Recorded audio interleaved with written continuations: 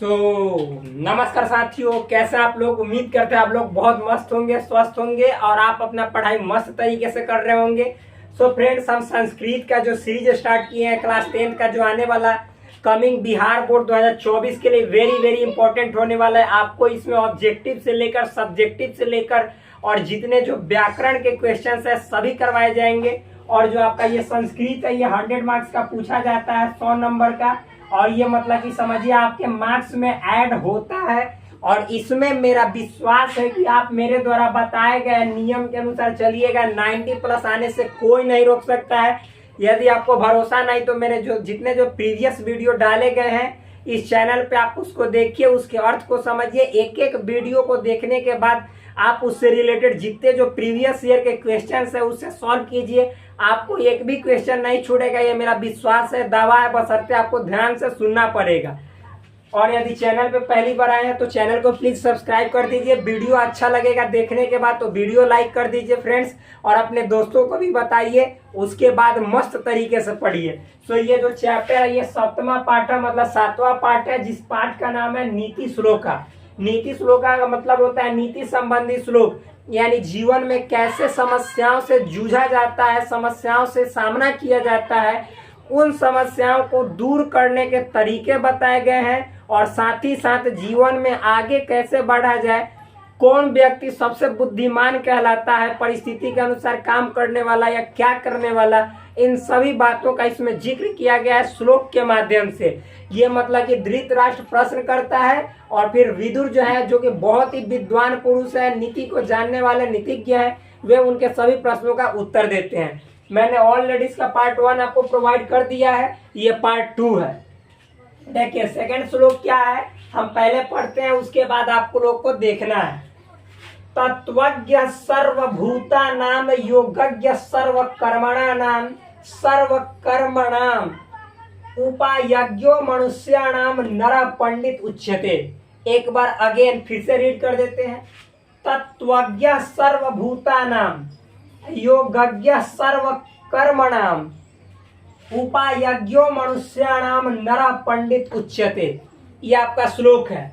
इन श्लोकों का अर्थ क्या है, मतलब इस श्लोक का अर्थ क्या है सो समझिए। देखिए, तो जो अर्थ है फ्रेंड्स, वो कहते हैं यहाँ पे नीतिज्ञ। जो नीतिज्ञ मतलब नीति को जानने वाले, तो जो नीति के जानने वाले विदुर है। नीति मतलब होता है जीवन जीने के तौर तरीके वाली बात, उसी को नीति कहते हैं। तो या राजपाट को चलाने, सही से चलाने की जो बात है वही नीति है। तो देखिए, एक तरह से नीति मतलब नियम समझिएगा, अच्छा नियम जो आपके जीवन को या किसी के जीवन को उन्नति की ओर ले जाए।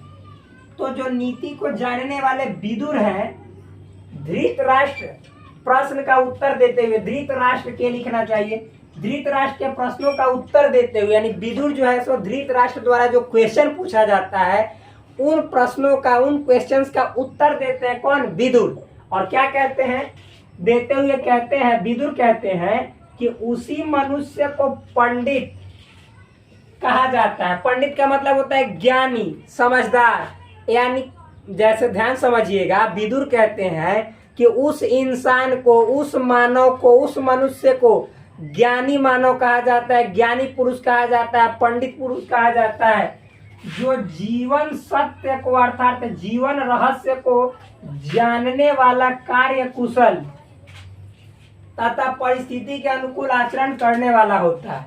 देखिए, मतलब कि उस पुरुष को, उस मानव को विदुर जो है वह ज्ञानी पुरुष की संज्ञा देते हैं, ज्ञानी पुरुष की श्रेणी में रखते हैं, जो सत्य को जानता हो, यानी जीवन का क्या मर्म है, क्या रहस्य है, इस जीवन की सच्चाई क्या है, उस चीज को जानता है, उसी को क्या कहते हैं, ये पंडित कहते हैं। और साथ ही साथ रहस्य को, फिर उसके बाद रहस्य को जानने वाला, कार्य कुशल तथा परिस्थिति के अनुकूल आचरण करने वाला होता है। ध्यान समझिएगा, जो व्यक्ति जीवन की सच्चाई को समझ ले और परिस्थिति के अनुसार, जैसी परिस्थिति हो वैसा काम करे। मैंने ऑलरेडी वीडियो में बताया था, मान लो कि आपको 10 जो गुंडा है या जो मतलब एक तरह से विलेन है, चोर है, वो पकड़ ले, उस स्थिति में यदि आप जाकर वहां पे अपना रौब दिखलाइएगा, धौस दिखलाइएगा, तो उस परिस्थिति में आप ही को नुकसान उठाना पड़ जाएगा। इससे बेहतर होगा कि आप वहाँ पे उसके द्वारा बताए गए काम को आसानी से कर लो और आप अपनी समझदारी के अनुसार काम लो और वहाँ से बच निकलने का प्रयास करो। पुलिस को मतलब हो सके किसी का मतलब उसी में से किसी का मोबाइल लेके इन्फॉर्म कर दो, सब चीज कर दो। नहीं देगा तो फिर मतलब कोई ना कोई उपाय सूझेगा, वहां पे उपाय लगाओ, बोलो कि हम 4 लाख रुपए देंगे, फोन दीजिए करने के लिए, और फोन से मतलब कि कहवा दो आपके, मतलब मान लो कि कहेगा कि इस जगह पे 10 लाख रुपए लेकर आएगा, वो लालच में तो मतलब कहेगा ठीक है फोन करो, फोन करवाएगा, उसके बाद मतलब अपना उपाय लगाएगा। तो इस तरह से मतलब कि जो परिस्थिति के अनुसार काम करता है वही पुरुष पंडित यानी ज्ञानी कहलाता है। आगे देखिए, व्याख्या में यदि देखें और फिर उसके बाद कार्य कुशल, मतलब अपनी जो कार्य है वह कुशलता के साथ करता हो। कुशलता कहने का मतलब अच्छाई के साथ, यानी ये नहीं कि कार्य को आधे अधूरे करके छोड़ दे, तो वैसा पुरुष कभी भी ज्ञानी पुरुष नहीं कहलाता है। इसी का व्याख्या देखेंगे, एक्सप्लेनेशन, तो देखिए कैसे व्याख्या लिखा जाता है। कहा जा रहा है प्रस्तुत श्लोक नीति श्लोक का, मतलब ये जो श्लोक है, ये जो ऊपर दिया गया श्लोक है, ये नीति श्लोक का पाठ से लिया गया है। मतलब ये तो समझ ही रहे आप लोग। इसमें पंडित के विषय में कहा गया है, मतलब इस श्लोक में पंडित यानी ज्ञानी व्यक्ति, ज्ञानी पुरुष के बारे में कहा गया है। क्या कहा गया है? नीतिकार का मानना है, यानी जो यहाँ पे नीतिकार है यानी विदुर जी, विदुर जी का मानना है, वो कहते हैं कि जो मनुष्य सभी जीवों के जीवन रहस्य को जानता है, विदुर जी कहते हैं कि जो मानव, जो इंसान इस धरती पर जितने जो जीव हैं, उन जीव के जीवन का क्या रहस्य है, क्या मतलब है, यदि उसको जान लेवे, उसको समझ लेवे, अर्थात जो अपने समान सारे जीवों, दुख सुख से दुखी या प्रसन्न होता है, सारा काम कुशलता पूर्वक अनासक्त भाव से करता है तथा परिस्थिति को देखते हुए आचरण करता है, ऐसे मनुष्य को पंडित या ज्ञानी कहा जाता है। वो कहते हैं कि जो मनुष्य, जो इंसान इस धरती पर जितने जो जीव हैं, सभी जीवों के जीवन का यानी उसके जिंदगी का, क्यों धरती पर जन्म लिया, क्या करना है, इन सभी का रहस्य जान ले। कहने का मतलब है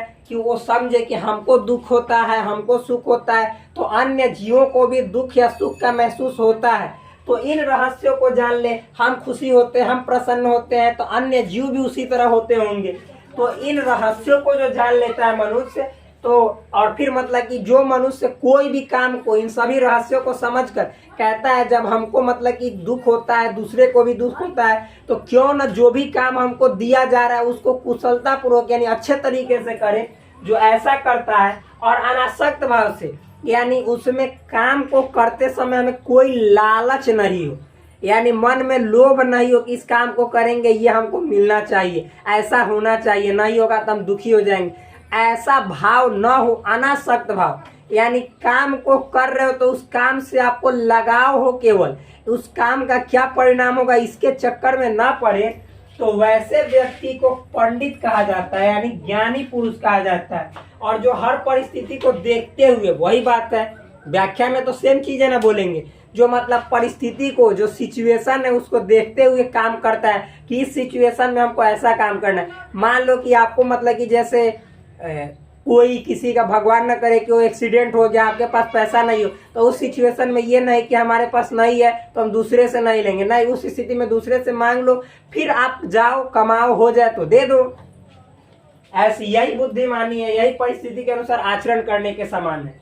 तो ऐसे मनुष्य को ज्ञानी कहा जाता है। नेक्स्ट देखिए, तात्पर्य यह, मतलब इसका यह निकलता है कि जो मनुष्य सारे भेदभावों से ऊपर उठकर हर प्राणी के साथ सहानुभूति एवं करुणा का भाव रखता है तथा छल कपट दंभ मोह आदि से परे होता है, अर्थात जो सारे जीवों में उसी ईश्वर को देखता है। देखिए मतलब इसमें कहा गया है, तात्पर्य यह है कि जो मनुष्य हर जीव को, हर प्राणी को अपने जैसा देखता है कि हर प्राणी में ईश्वर होता है, हर प्राणी में कोई ना कोई भगवान होता है, जैसे हम में कोई ना कोई भगवान है तो उनमें भी कोई ना कोई भगवान है।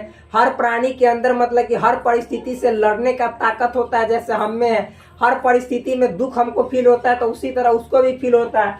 और फिर मतलब तो ध्यान से समझिएगा, तो इन सभी भेदभावों से उठकर सबको एक समान समझता है, ना उसके प्रति छल कपट रखता है, ना मोह रखता है, ना जलन रखता है, तो ऐसे पुरुष मतलब कि महान कहलाते हैं, ज्ञानी पुरुष कहलाते हैं, जिनके नजर में सारे जीव ईश्वर का एक रूप है, ईश्वर का एक अंश है। जो पुरुष ऐसा समझने लगे उनके लिए तो पूरा मतलब एक तरह से देखा जाए पृथ्वी के सारे जीव जंतु ही मतलब अपने जैसे दिखते हैं कि हमें जैसे दुख होता है तो अन्य जीवों में भी वैसे दुख होता है, हम जैसे प्रसन्न होते हैं तो अन्य जीव भी वैसे प्रसन्न होते हैं, यानी हम में ईश्वर है तो अन्य जीवों में भी ईश्वर है।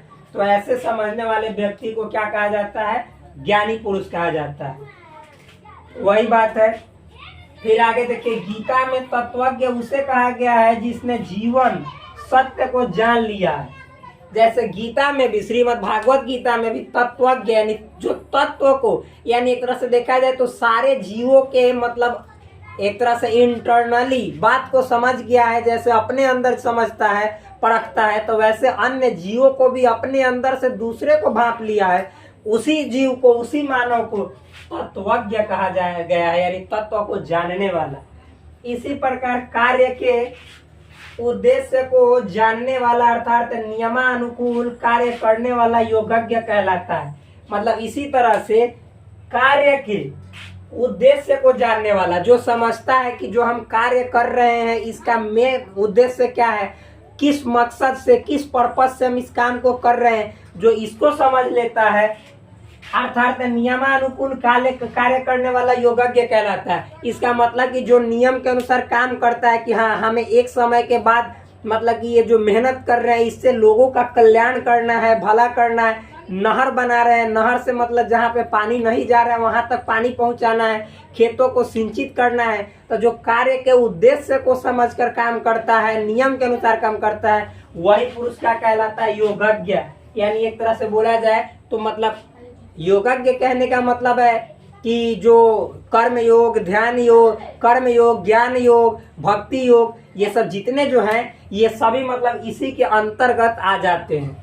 आगे देखिए, तो परिस्थिति के अनुकूल आचरण करने वाला उपायज्ञ कहलाता है। जो परिस्थिति के अनुसार आचरण करता है उसको उपायज्ञ कहते हैं। यानी कोई ना कोई अपना परिस्थिति के अनुसार उपाय ढूंढ लिया, उपाय को समझ लिया, जान लिया, तो वही उपायज्ञ कहलाता है। संसार नाशवान है, भाई आप ही सब कोई जान रहा है कि ये संसार दुनिया क्या है, नाशवान है। यहाँ पे कोई सब दिन के लिए नहीं रहता है। पेड़ पौधा भी एक दिन न एक दिन नष्ट हो जाता है, अंत में जलावन के काम आता है, अपना अस्तित्व खो देता है। मानव भी एक समय के बाद अपना अस्तित्व खो देता है। सारे जीव जंतु जितने जो सजीव प्राणी हैं सभी अपना एक दिन न एक दिन अस्तित्व खो देते हैं। सत्य केवल ईश्वर है, और याद रखिएगा कि इस दुनिया में, इस संसार में केवल ईश्वर ही एक है जो कि सत्य है। इसीलिए कहा गया सत्य ही ईश्वर है और ईश्वर ही सत्य है। तो व्यक्ति का सदकर्म, हाँ, और फिर आपका जो कर्म है वह सत्य है। जैसे महात्मा गांधी को हम लोग आज याद करते हैं उनके कर्मों की बदौलत, नहीं तो कौन याद करता? कोई नहीं याद करता। सुभाष चंद्र बोस को उनके कर्म पथ पर अटल रहने के कारण याद करते हैं। फिर उसके बाद जितने जो स्वामी विवेकानंद है कर्म के कारण, फिर उसके बाद गौतम बुद्ध है, श्री रामचंद्र है, सब लोग अपने कर्मों से महान हुए, कर्मों से अमर हुए। आगे देखिए, इस बात को जानने वाला मनुष्य को पंडित कहा जाता है। आज जो इन सभी बातों को समझ गया उन मनुष्य को क्या कहा जाता है? ज्ञानी पुरुष या पंडित पुरुष। सो फ्रेंड्स, मिलते हैं आपसे एक नए वीडियो के साथ। तब तक के लिए धन्यवाद। Bye bye, take care, love you all. Please do subscribe this channel, like this video and also share among your friends. That's all friends. Thank you.